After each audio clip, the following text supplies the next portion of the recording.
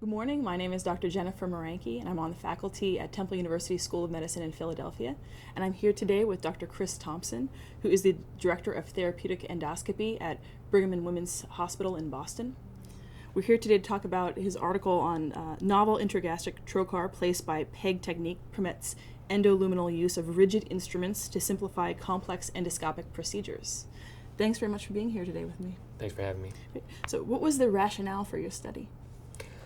Well, certain procedures that we perform as gastroenterologists require a fairly high skill level, and they're technically demanding and they have long learning curves. And we had become aware of this device that uses very simple, straightforward technology, very much like placing a PEG tube, and it looked like there was potential there for it to assist us in doing more complex procedures.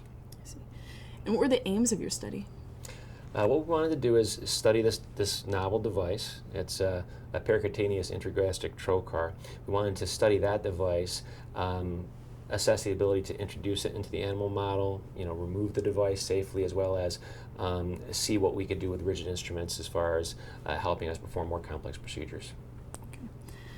What were how was the study carried out? We placed 10 devices in 8 Yorkshire pigs. Can you tell me a little bit more about the device? Sure.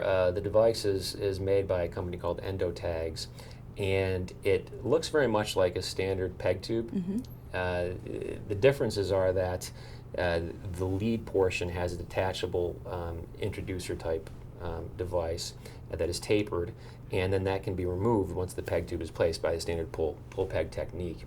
Then once it's pulled into position, that headpiece comes off, and you can actually screw a valve onto it so that instruments can be placed through the tube without losing insufflation.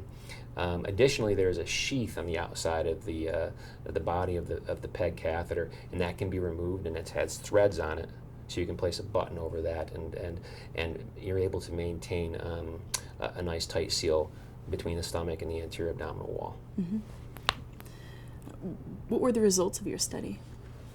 Well, it was successful in all animals. So the device was easily placed and removed, and safely removed in all animals. It does have these little guide holes to place sutures through the device, so that when you remove the PEG at the end of the procedure, the sutures kind of are pulled into place, closing the defect simultaneously.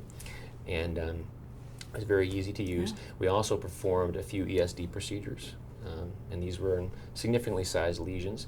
And it greatly reduced the time of the procedure. So we were able to do ESDs, relatively sizable lesions, in about 13 or 14 minutes. Wow, that's great. Were you surprised that it was that much of an improvement in the time? Yeah, actually, I thought it would be helpful. I didn't realize how helpful it would be, though.